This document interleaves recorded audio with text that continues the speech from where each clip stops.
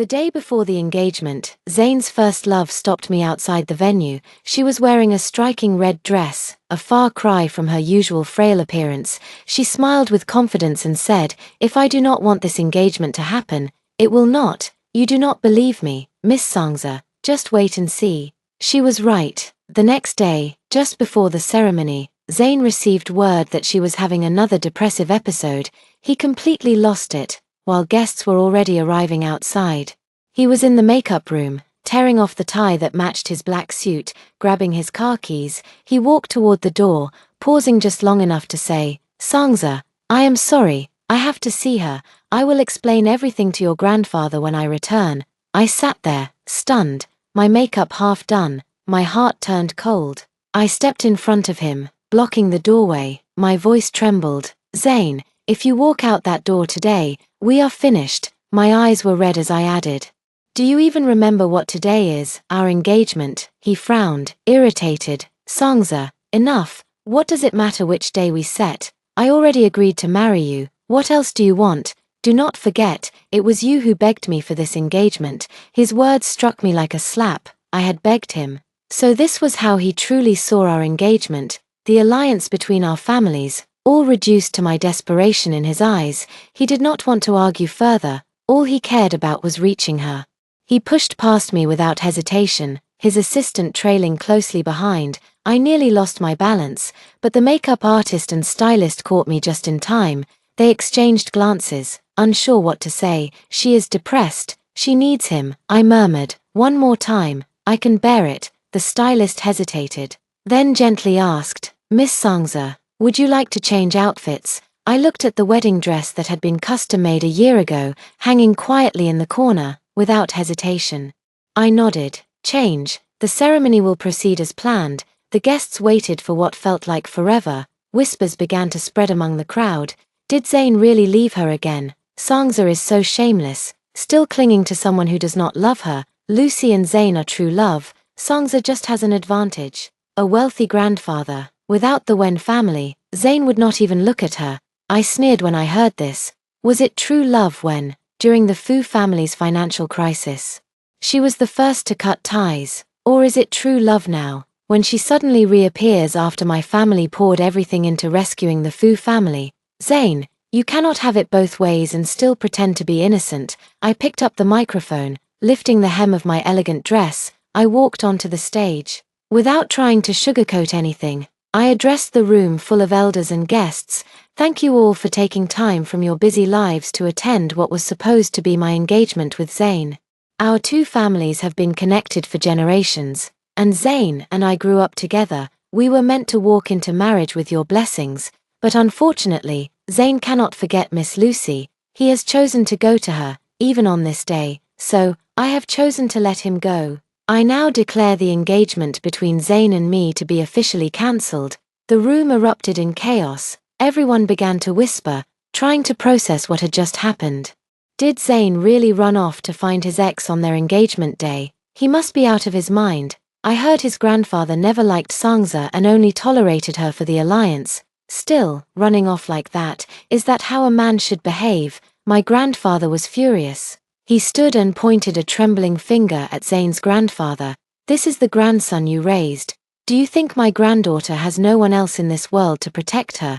Do not forget, it was you who came to me, begging for Sangza to join your family." Mr. Fu, sitting high above, was humiliated. His face turned pale. He slammed his hand on the table and shouted at his son, "You ungrateful fool, call him back immediately, or I will deal with him myself." Zayn's parents quickly stood up, trying to calm both sides. They kept apologizing, promising they would go find Zayn and bring him back. Among the crowd, a man sipped his red wine leisurely, watching the drama unfold with a slight smirk. His name was Max. He had witnessed every moment of humiliation I suffered in front of Zayn, and now, here he was again, watching me fall. But this time, I did not want to lose. Max and I locked eyes. I spoke directly to him, my voice steady. "This engagement may be cancelled, but the venue and the preparations have already been made. It would be a shame to waste it. Max, I need a fiancé. Do you dare step up?" Gasps rippled through the crowd as every eye turned toward Max. The charming and rebellious second son of the Fu family, he lived a carefree life, indulging in luxury, horses, and fast cars. Orphaned young, no one controlled him, he never took part in the Fu family business.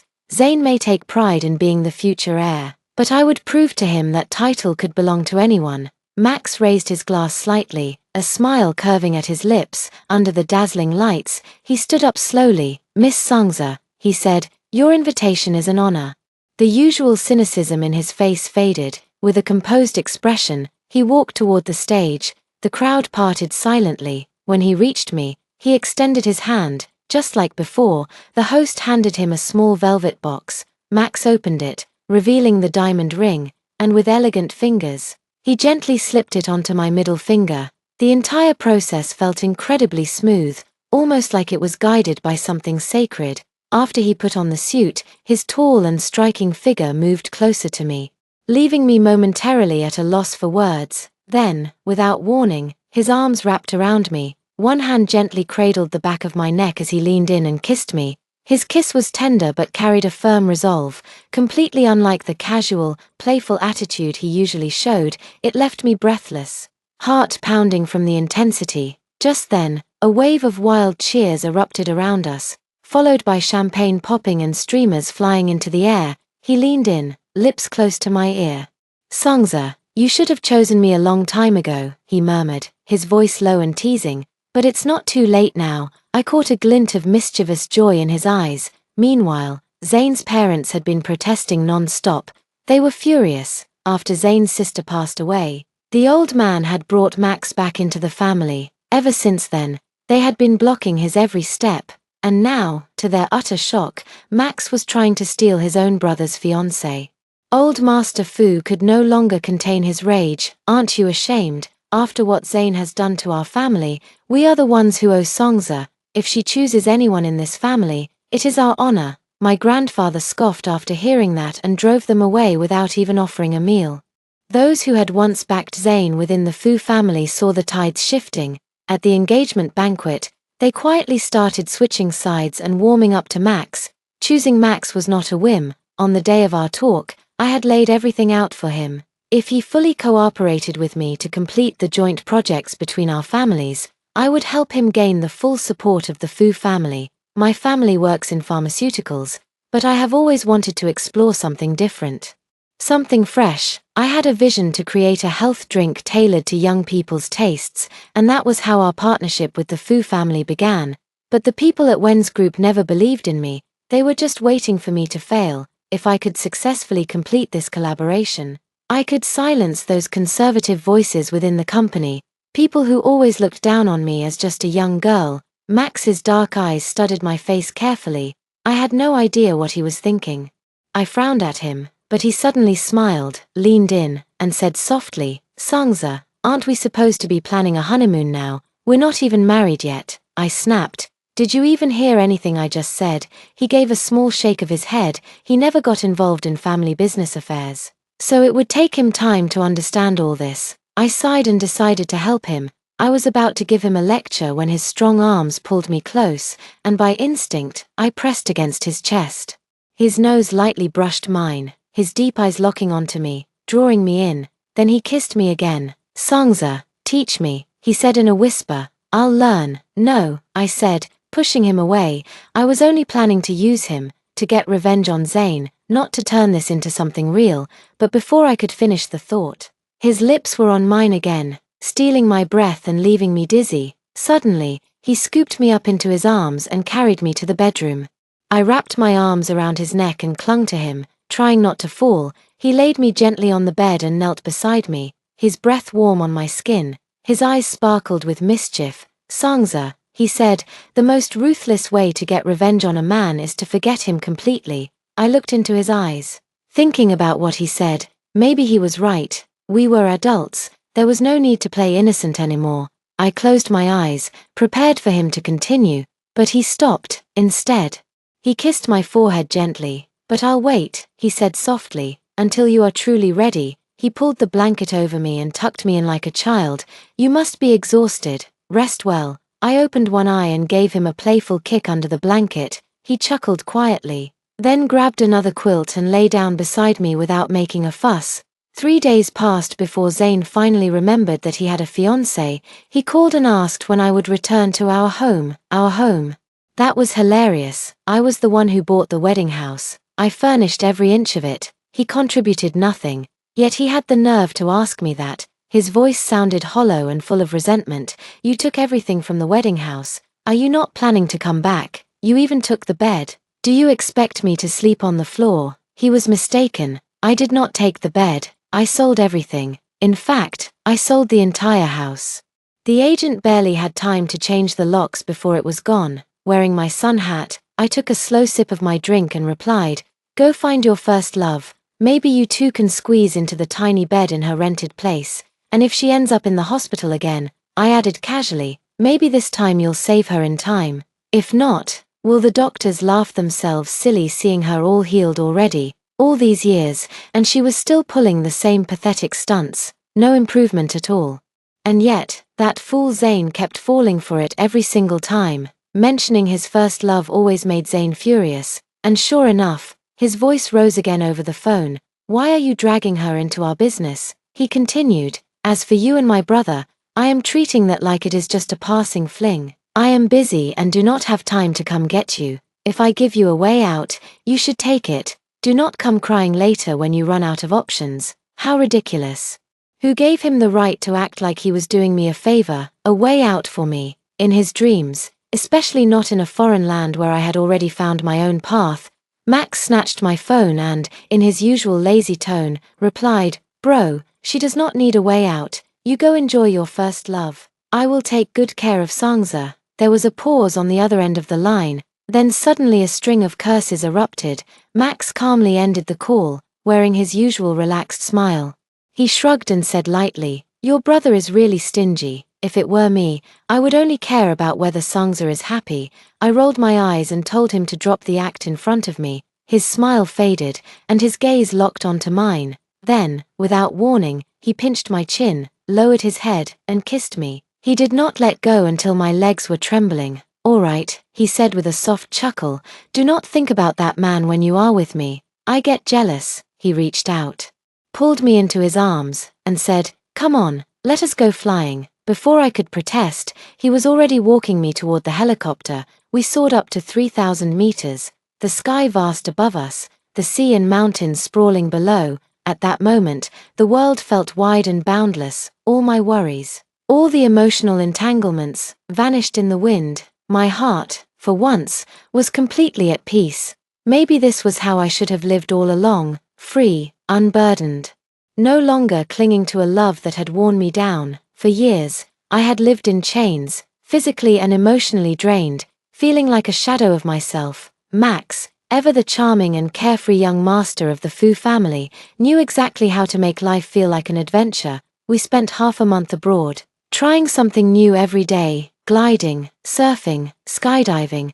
I realized then that my world could be more than work and that messy love triangle with Zayn. As I plummeted through the sky, the wind roaring past my ears, my heart pounding wildly, I felt something awaken in me, a spark of life. After being cooped up for so long, I was finally free. Love, heartbreak, drama, it all seemed so small now. Let the messy business of chasing after men go to hell. I stretched out my arms, welcoming the vast sky, embracing the world like it was the first time. When my feet touched the ground again, it felt like a new soul had quietly taken root in me. Max helped me remove my goggles and gently fixed my hair, which was a mess from the wind. He clicked his tongue. "You didn't even cry," he teased. I laughed and shot back, "Do all the other girls you bring cry?" He let out a dramatic sigh and scolded me. "You really think so poorly of me?" But then his voice softened. "You are the first and only girl who cried on my shoulder until my shirt was soaked." I froze for a moment, memories flashing back. A few years ago, I caught Zayn kissing Lucy, who had just returned to the country. They were tucked away in a quiet corridor, completely wrapped up in each other. I turned to leave and bumped into Max. He glanced at the kissing couple, then looked at me with a faint sneer. Tears streamed down my face before I could stop them. Max looked confused and awkward, but he opened his arms and let me cry. Back then, he had asked me, "What is so good about Zayn?" I had no answer. How do you explain why you fall for someone? Maybe it was the older boy who once protected me, or maybe it was the confident, glowing young man who happened to light up my heart at just the right time. Whatever it was, my joy and sorrow had been tied to Zane for far too long. But now, he was no longer the boy I had loved. I came back to the present and gave Max a playful punch. He laughed and pretended to wince in pain, then dropped the act and looked at me seriously. He reached out a hand and said, "Adventure time is over, Miss Sangza. From today, it is time to begin your new life." I looked at him, golden sunlight streaming down behind him, and I felt that new life stretching out toward me. I took a deep breath and smiled. Okay, I had heard that Zane had been searching for me everywhere, even showing up at my house several times, only to be driven out by my grandfather. My grandfather had always disapproved of my obsession with Zane. Now, it seemed everything had worked out just as he wanted. Old Master Fu had beaten Zane badly. Zane even knelt at home for 3 days, begging for another chance to win me back, but this time, I was done. No matter how much he begged or cried, I would not look back. On the way home, Max and I were chatting and laughing when a shadow suddenly darted out in front of us. Zane. He saw me hugging Max goodbye, and his face twisted with rage. Without a word, he punched Max, his eyes bloodshot. "Max, have you no shame?" he roared. "You can be with anyone you want, but not her. She is your sister-in-law. Are you trying to be the other man?" Instinctively, I stepped in front of Max and asked if he was all right. Max straightened slowly, wiped the blood from the corner of his mouth, and brushed my hair gently. "Stay here, just watch," he said. Then he looked down at the blood on his hand, and without hesitation, punched back, hard and fast. Zane staggered and fell to the ground. Max grabbed him by the collar and slammed him against the wall. He slowly raised his eyes, those mischievous peach blossom eyes gleaming, and curled his lips into a dangerous smile. "Why are you shouting at me, bro? If Sangza did not like me, do you think I would even have a chance to be the other man? If you really think I am the third wheel, then hand her over. That way, I will not be the other man anymore. Being the other man only proves how irresistible I am, but now that Sangza has chosen me, guess what? You are the one on the outside now." I could not believe what I was hearing. Somehow, Max had outmaneuvered even Lucy when it came to scheming. I was so embarrassed. I wanted to dig a hole and crawl inside. This time, Zane could finally see through his brother's act. His pupils dilated in shock. He knew Max well, but not this side of him. He had never imagined his brother could be so shameless. Rage surged through him, and with a shout, he flipped Max over, straddled him, and raised his fists, ready to teach him a lesson. I reacted instinctively. Without thinking, I swung my handbag and struck Zane hard, knocking him to the side. He stumbled, clutching his head, and took a while to get up. When he finally did, he looked at me in utter disbelief, as though the blow had come from a stranger. "Sangza," he said hoarsely. "You actually hit me." For his sake, Max, who had tumbled into the flower bushes nearby, looked at me pitifully, like a wounded child. He rubbed his temples and murmured, "Sangza, your brother is so rough. I have a terrible headache. Only a kiss from my sister can make it better." Zane's veins bulged with fury at the sound of Max's manipulative voice. He stormed forward, grabbed my arm, and tried to drag me away from Max. "Sangza, do you actually dare to help him?" I ignored Zane completely and bent down to help Max to his feet. Max leaned into me, pretending to be injured, and shot a smug look at Zane. "Brother, you are so twisted. You even want to control who your sister helps. Luckily, she did not choose you. You would have driven her crazy with your jealousy." Zane clenched his fists, shaking with anger. He pointed at Max and shouted, "He is faking it. You really believe this nonsense? Sangza, are you so desperate for love that anyone will do?" Before he could finish, I raised my hand and slapped him across the face. I had tolerated him long enough. My voice was cold as ice. "Not just anyone will do," I said, staring him down. "And you, Zane, are definitely not the one. Do you really think I cannot live without you?" I stepped closer. "Let me be clear, Sangza, am with your brother now. You can leave." Zane stood frozen, stunned. He still refused to believe it, convinced Max had somehow seduced me. He kept insisting I open my eyes and see the truth. I had no patience for his delusions anymore. I called the security guards and told them to escort the stray dogs out. Max gently took my hand and flashed his brother a triumphant smile. "Bro, it is freezing out here. My sister and I are heading home now. You should go too. If you catch a cold, no one will be around to feel sorry for you." Zane was held back at the gate. Watching us leave together made him lose it. He began yelling, cursing wildly. In his rage, he kicked at my front door, only to miss and hit the wall instead.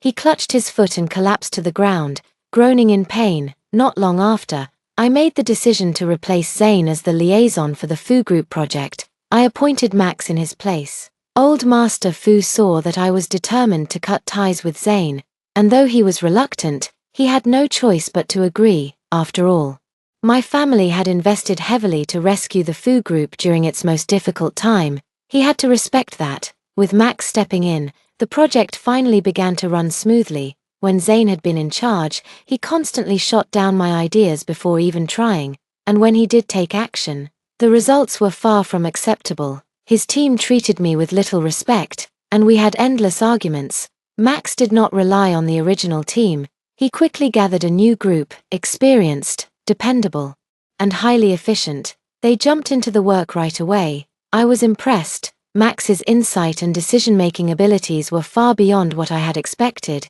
He could spot issues at a glance. I realized I had underestimated him for far too long, treating him as someone with no real ability. He caught me looking at him and raised his eyebrows with a teasing smile. "I told you," he said, "I would never let you regret it." I crossed my arms and smirked, already looking forward to what came next. After we confirmed the upcoming plans, we heard a commotion outside. Zane had forced his way past the guard and barged into the conference room in a fit of rage. He threw a folder at me, the documents nearly hitting my face. Max stepped in just in time to block it. Zane shouted furiously, "Sangza, are you out of your mind? I am the person in charge of this project. When will you learn to separate your feelings from your work?" I ignored him completely. Instead, I took Max's hand and noticed a scrape. I called for the assistant to bring disinfectant, then turned calmly to Zane, who looked ready to explode. "You are no longer in charge," I said plainly. Some people still did not understand, so I spelled it out. From the beginning, this project has been led by the Win family, not the Fu family, not you. If there is nothing else, please leave. And close the door behind you. Zane stood silent for a moment. He knew I had the final say, but he could not accept the blow to his pride. He frowned and tried to shift the blame. "I just went to see Lucy. Was that really worth all this? She is not doing well. I promised her mother I would help look after her." "Why do you always think the worst? You already have money, love, family, and me. Do you really have to take away the little kindness I offer her?" His words made my stomach turn.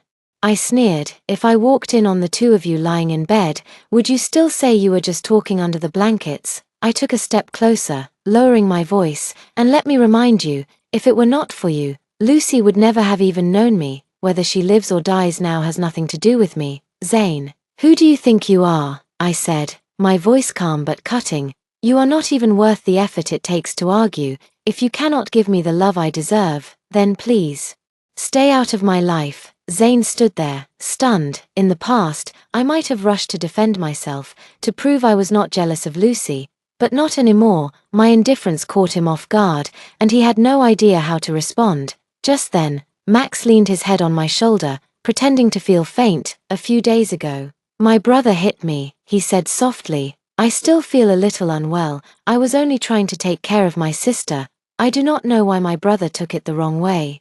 His words were like fuel to a fire. Zane's face darkened with rage. He could not lay a hand on me, but he could lash out at Max, his younger brother. As he stepped forward, ready to strike, the security guards I had quietly called in advance blocked his path.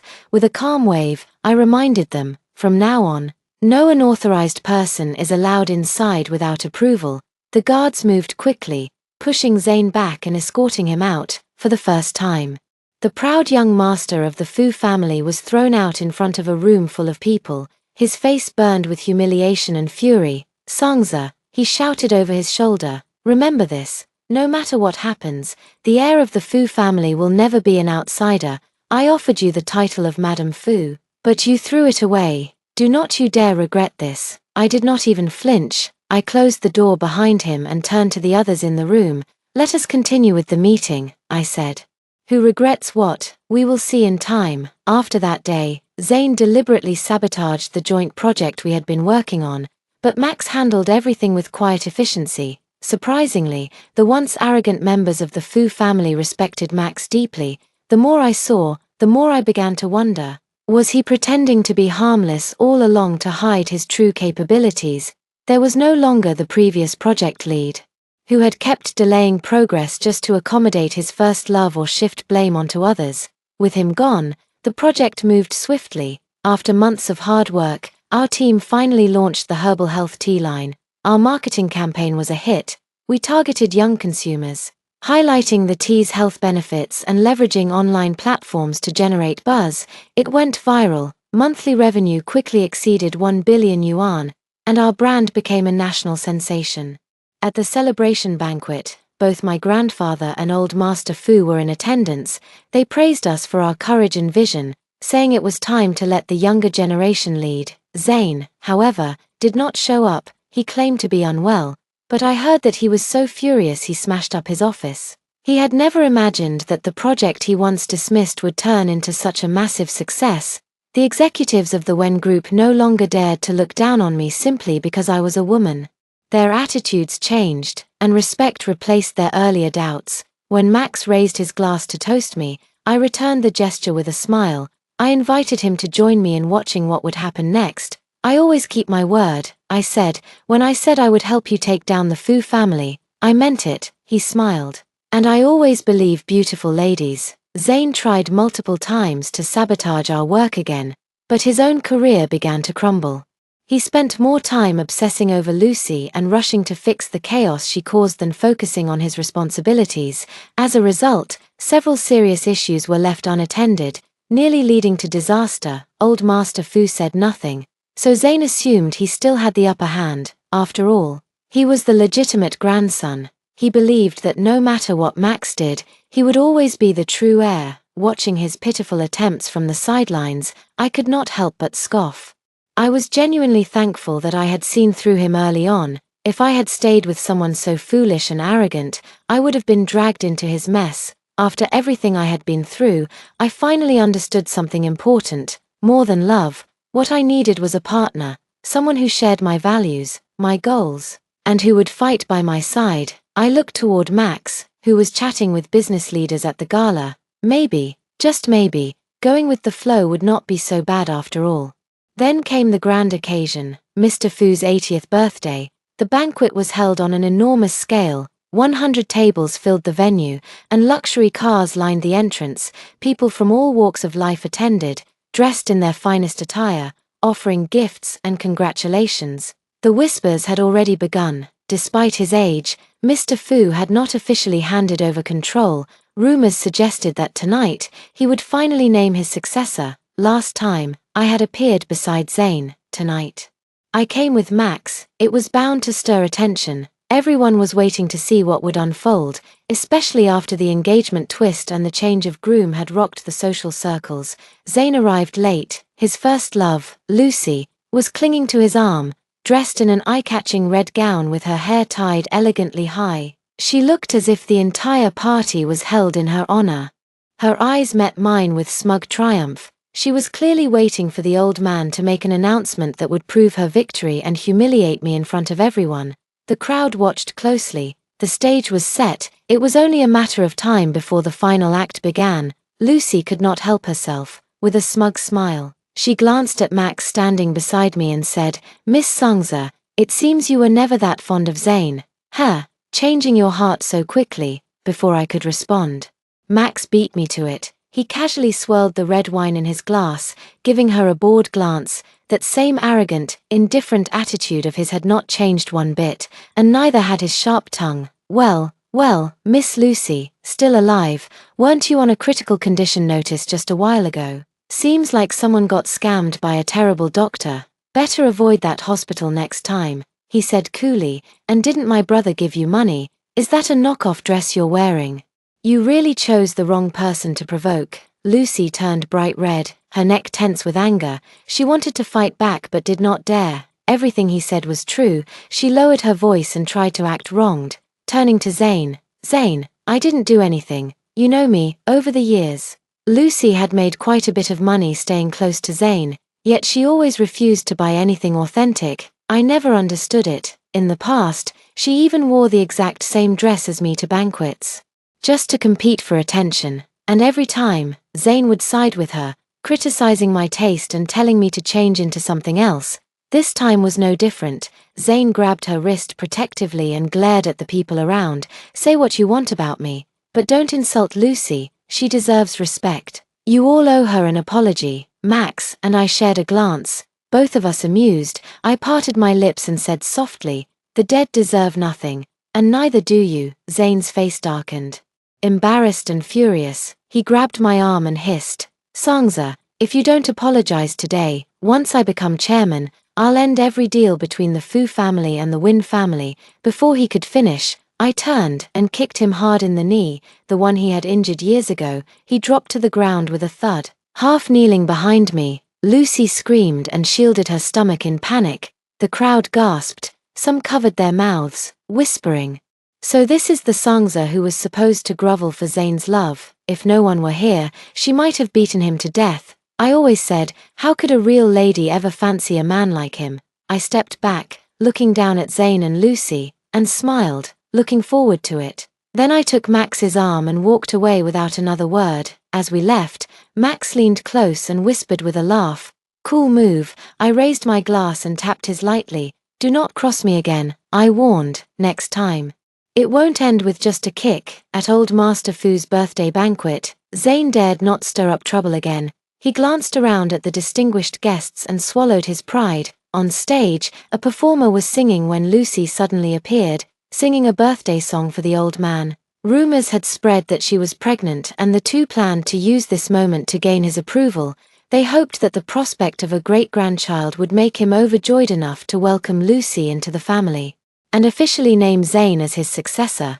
But Master Fu only gave one look and frowned. Is there no stage outside? He asked coldly. Or has she forgotten what kind of occasion this is? Or perhaps it is you, Zane, who no longer knows propriety, though his voice was calm. The weight behind his words was unmistakable. The event coordinator quickly understood and rushed to cut the performance short, ushering Lucy off the stage. She glanced at me sitting beside the old man and, convinced I had spoken against her, shot me a venomous look before turning to Zane, pretending to be hurt and delicate. Zane could not defy his grandfather. He reluctantly led her down, comforted her a little, and then brought her back for a formal introduction. Meanwhile, Max and I kept Master Fu company throughout the celebration. The old man was in high spirits, laughing heartily at our banter. He looked at Max with fondness and nodded. If this rascal ever dares to mistreat you, Sangza, I will back you up, he said. I smiled and replied,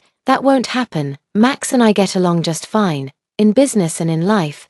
The old master gazed at Max as if seeing his long-lost daughter in his face, the one he had never stopped missing. Then it was Zane's turn. He approached with Lucy by his side. But before he could speak, the old man stood up abruptly. I am tired, he said. Let the guests continue. Max, help Grandpa see to everyone. I will rest for a bit. Just as he was about to leave, he paused and turned back to Zane. I heard Miss Lucy's health is fragile. You often shuttle between work and home. Since that is the case, take some time off and look after her properly. Zane froze. His expression shifted instantly. Lucy looked mortified, clinging to his sleeve in awkward silence. He had always thought himself the favored grandson. He had planned to win the old man over with the idea of a great-grandchild and claim the position of heir once and for all. But the old master's words were firm. By asking Max to take over the hosting duties, he had silently declared to everyone present who the next head of the Fu family would be. Zane looked at Max, then at me, and in his eyes, I saw it, that flicker of hatred slowly rising. I looked at him with a defiant gaze, as if to say, I told you before, it was me who chose you, and now, you are the heir, are you not? Zane had always believed that the Fu family had grown powerful enough to no longer depend on our Win family.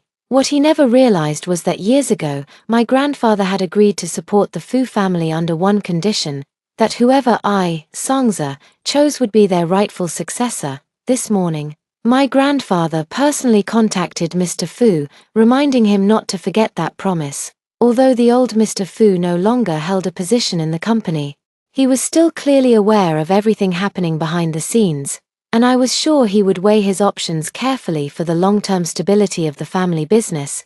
Zane was soon dismissed from his position at group headquarters. The old master claimed he had acted recklessly and needed to gain more experience elsewhere before returning. In his absence, Max stepped in to take over his role and wasted no time asserting control, quickly dismantling Zane's network of influence, one by one. Scandals tied to the projects Zane had managed began to surface. Even the car crash that had claimed the lives of Max's parents years ago was brought back into the spotlight. Back then, the youngest daughter of the Fu family had been a rising star in the business world, once viewed as the likely successor. But tragedy struck when both she and her husband were killed in an accident, leaving behind a very young Max. Whispers had always circulated, rumors that the crash had not been an accident at all. Many suspected Zane's parents were involved. After all, their talents were mediocre at best, and without eliminating the sister, they would have remained forever in her shadow. Even my grandfather had suspected something back then. He said little, but his cold treatment of the Fu family's eldest spoke volumes.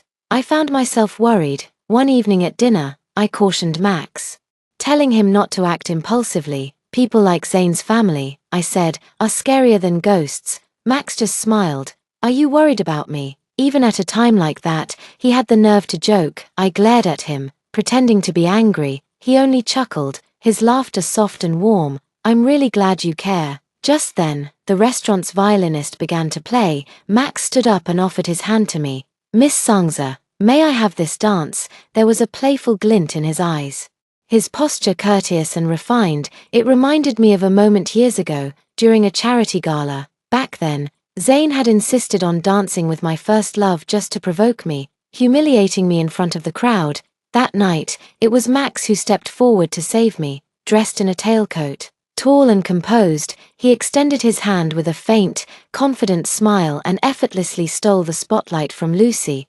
In his arms, I felt seen. He helped me relax, guiding me through the dance until I smiled without even realizing it. That was the first time I had truly let go, the first time I felt light, like I belonged in someone's arms. Midway through the dance, he leaned in and whispered, "Was it worth it?" I rolled my eyes. "None of your business." After that, he never interfered, only watched quietly from the sidelines as I stumbled through years of entanglement with Zane, always with that same half-smile, now, dancing again in his embrace. He leaned in until our noses nearly touched. "Could it be," he teased, "that I liked you even back then?" Then he paused. "No, it was even earlier. Do you remember the first time we met?" My thoughts drifted back to childhood. He had just returned to the Fu family, and the neighborhood kids mocked him for not having parents. I knew that feeling. I had grown up without parents too. I stepped in to defend him, chased the bullies away, but for that, I was scolded by my grandfather and even slapped on the wrist. My eyes widened at the memory. Could this be that so-called suspension bridge effect? But really, how old were we back then? The music faded. In the stillness, he leaned in and kissed me gently. "Miss Songza," he whispered, "you really do take your time turning around." But I waited, and it was worth it. Later that week, while I was working, a sudden uneasiness swept over me. My phone rang. When I answered, someone told me Max had been in a car accident and was now in the hospital. I felt the world tilt under my feet. My first thought was history repeating itself? I knew what Zane was capable of. He was petty, dangerous, and ruthless. Without a second thought, I grabbed my keys and rushed out. When I arrived, a vehicle covered in a white sheet passed in front of me. I saw police officers speaking with doctors. My heart dropped. I felt like I could not breathe. I lunged toward the stretcher, my mind racing with every memory I had of Max, the time he stepped in to protect me, the way he made me laugh, the warmth in his embrace, the stubborn gentleness he always showed me. I do not know how long I stood there, crying uncontrollably, completely lost in my thoughts, until I felt someone gently tap my shoulder. I turned, my face covered in tears, and there he was, alive, with only a small scrape on his forehead, hands in his pockets. He looked at me with that familiar smirk. "Who are you crying for?" he asked. "If it's your ex, I might get jealous." That teasing tone again. I ran into his arms, and he held me close. He was safe. Thank God he was safe. He told me he had managed to avoid the worst of the crash, thanks to his driving skills. But the attempted murder was no accident. It had been planned, and now there was proof that his uncle's family had hired someone to kill him. Max had already captured the man responsible and turned him over to the police. Over the past few weeks, Max had been steadily cornering Zane's faction, forcing them to act out of desperation, and as expected, they cracked. Afraid their role in the deaths of Max's parents would be exposed, they made their move and revealed everything. They pulled the same old trick again, staging yet another car accident. This time, both Zane and his father were taken in for questioning. At first, they denied everything, but when the evidence piled up, they finally lowered their heads and confessed. Lucy, seeing that Zane was in trouble, abandoned the child overnight and tried to flee the country. However, the police caught her at the airport. She was reported for fraud, and it turned out that all the money she had been secretly hoarding was meant for her escape. When questioned, she coldly admitted that she never truly loved any man. She only ever loved money. After crying my heart out, something suddenly clicked in my mind. I turned to Max, eyes stinging with tears. "You promised me all those things before. It was just part of your plan, wasn't it? You used me on purpose." Max gently wiped my tears away, his expression soft but firm. "No," he said quietly, "returning to the Fu family was a plan I made long ago. I have spent 5 years preparing to take control. Did you not realize? Most of the people in the Fu family already follow me. Even if you had chosen Zane, I still had a way to bring him down." I remembered how those people always seemed to follow Max's lead. His voice now was gentle, like he was handling something fragile. He continued, "My original plan was to wait until I secured my position, and then take you back from his side, but it seems fate helped me out. It brought you back to me sooner." After saying that, he pulled me into his arms with a quiet possessiveness and pressed a soft kiss to my forehead. That night, after I had finished showering and was lying in bed, Max leaned against the doorway, chin tilted up in mock arrogance. "Miss Sangza," he asked teasingly, "did you come to the wrong room?" I glared at him, both embarrassed and annoyed. I pulled the blanket aside and was about to get out of bed when he crossed the room in a few quick strides and grabbed my hand firmly. He leaned in close, his breath warm and faintly scented with mint. Then he closed his eyes and kissed me. His voice was low and tender. "When it comes to things like this, I should be the one to take the lead. Sangza, I will make you happy." I wrapped my arms around his neck in return and kissed him back, showing with my actions that I was willing, that I had chosen him. The warmth of his hand against my skin sent a wave of emotion through me, and my heart beat stronger than ever. "I am happy," I whispered, "truly happy." Thank you for watching today's story. If you enjoyed this video, please give it a thumbs up and share it with your friends. We'd love to hear your thoughts in the comments below, so feel free to share your opinions, and don't forget to subscribe to our channel for more great stories. We'll see you in the next video.